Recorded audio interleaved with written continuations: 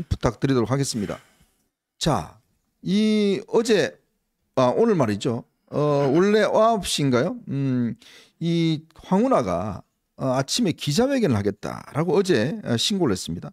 9시 20분에 학폭 관련 기자회견을 열겠다 이렇게 하다가 어제 저녁에 갑자기 취소를 했습니다. 도대체 뭘 하려고 했던 건가요?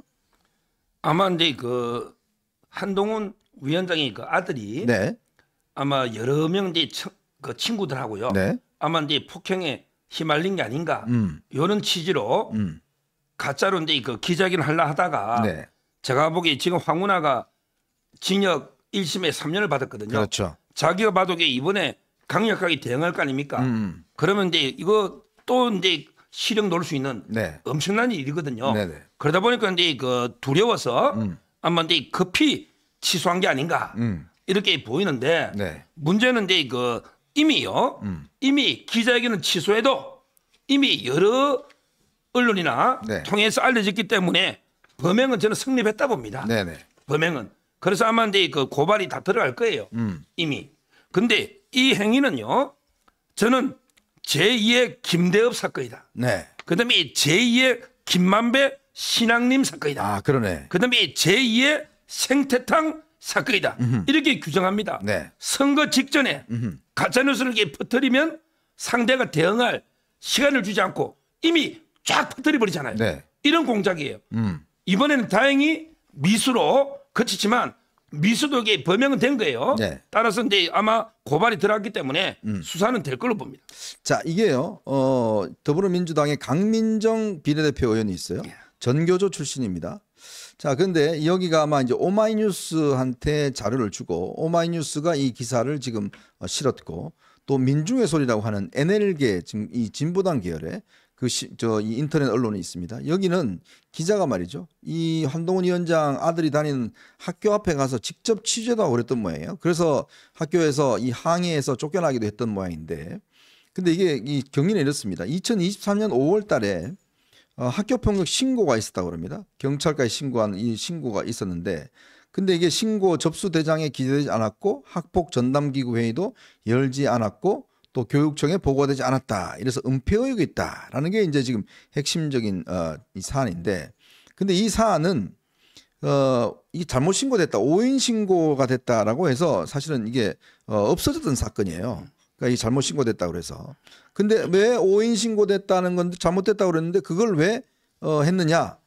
왜 뭐 흐지부지 했느냐라고 이제 이야기를 하면서 지금 오마이뉴스는 이 학생이 바로 이제 연루됐던 학생이 이제 한동훈 위원장의 이 아들이다. 이런 것들을 이제 뉘앙스를 풍겼고 그러다가 이제 민중의 소리라는 언론에서 여기 기자가 직접 학교 앞을 찾아가서 거기서 이 학생들한테 뭐 이렇게 탐문 취재를 했던 모양이에요.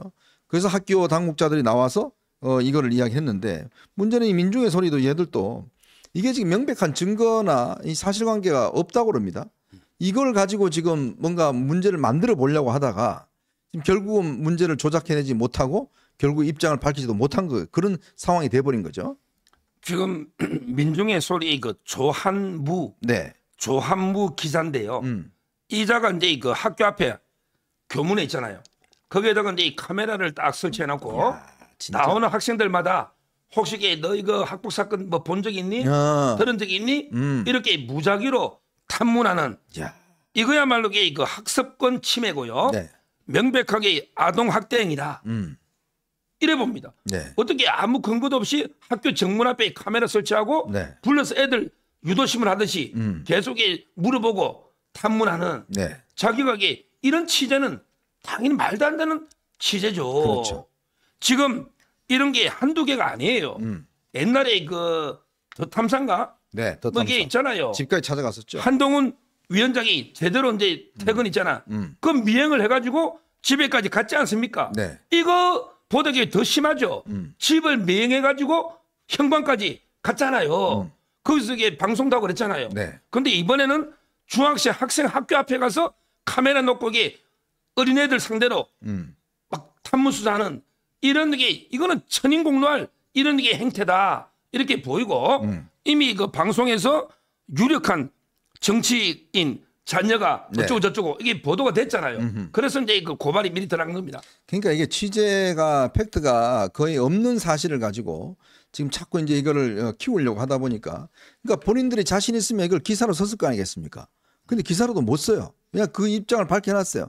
아직 이게 지금 뭔가 취재가 안 돼 갖고 한 것인데 그거를 밝혀내려고 지금 아까 우리 서면서 이야기했듯이 자녀가 다니는 학교 앞에 가서 저렇게 묻고 다니고 해서 이런 이 분란을 일으키고 또 그걸 뭔가 황운하가 이제 폭력 이걸로 이제 엮어서 하려고 보니까 자칫하면 본인도 지금 재판 받아서 여러 가지 돼 있는데 이게 정론관에서 기자회견을 하면요 이거는 저 이 면책 특권이 포함되지 않습니다.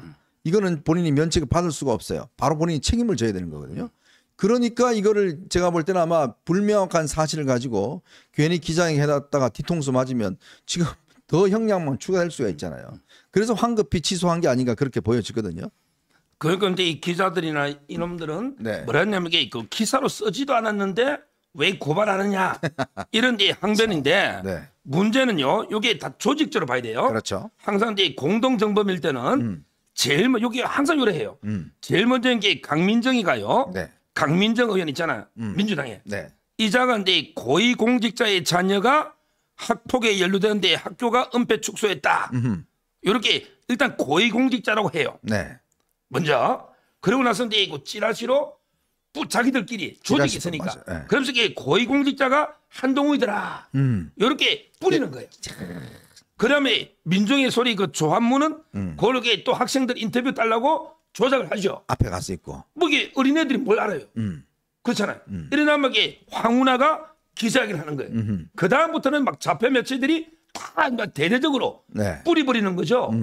따라서는 이미 그 강민정이가 기자회견 그 보도자료 있잖아요. 네. 고위공직자 자녀가 축소했다. 이때부터 범행으로 보는 거예요. 그 다음에 이게 미순이니까. 그래서 전체를 공동정범으로 고발하는 거예요.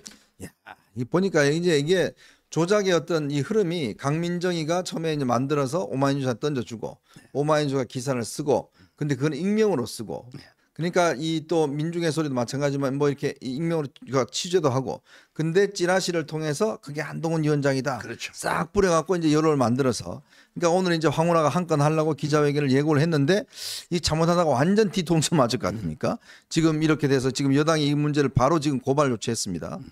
그러니까 정말 이들은 보면요, 이 정말 공작과 조작의 정말 달인들입니다. 어떤 방식으로 하는지가 보면 좌파 매체하고 국회의원하고 딱 이제 엮어서 이 찌라시와 이걸 통해서 지난번 우리가 대선 때도 마찬가지지만 대선 3일 전에 그 김만배 저 누굽니까 저 신앙님 인터뷰 그거 나가는 바람에 그때 지지율이 뚝 떨어진 거 보셨잖아요.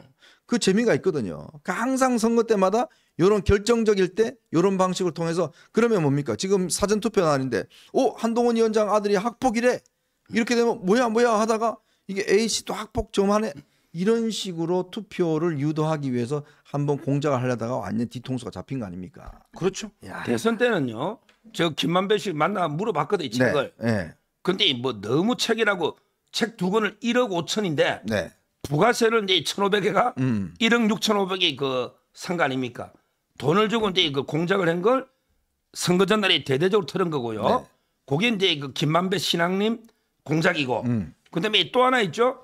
우리 그 김병욱 분당 의뢰. 네. 김병욱이 이제 그 보좌관이 최현이거든요. 네네.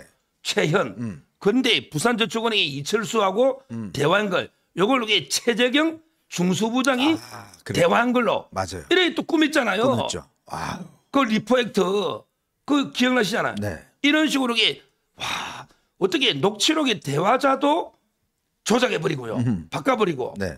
그리고 이제 그 신앙님한테 1억 5천을 주고 인터뷰 땄다가 전날에 터뜨리는 이런 게 공작. 우리 옛날에 김대업한테 그걸 당한 거 아닙니까? 그렇죠. 다행히 생태탕은 오세훈 시장이 지킨 했지만 근데 신앙님하고 그때 최재경 그것도 위험했거든요. 근데 이번에는 이제 우리도 대응이 좀 빨랐던 것 같아요. 한동훈 위원장이 이런 건 잘합니다.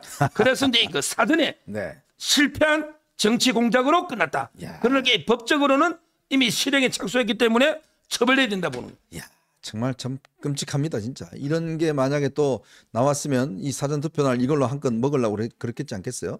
왜냐하면 지금 김준혁 지금 뭐 양문석이 이 문제로 지금 워낙 공격을 당하고 있다 보니까 역공을 하려고 지금 다 찾으려다 보니까 이게 오마이뉴스, 민중의 소리 이런 것들이 또 다시 손을 잡고 또 공작을 하려고 했다가 결국 들통이 난 것 같습니다. 참, 야, 역시 이게 참 선거라는 게 막판까지 정말 저들이 하고 있는 공작이라는 게 우리가 그동안 얼마나 경험을 많이 했습니까? 막판까지 정말 정신 바짝 차려야 됩니다. 이런 거 또다시 나올 수가 있어요. 또다시 나올 수가 있기 때문에 정신을 바짝 차려야 된다. 이런 말씀 드리겠습니다.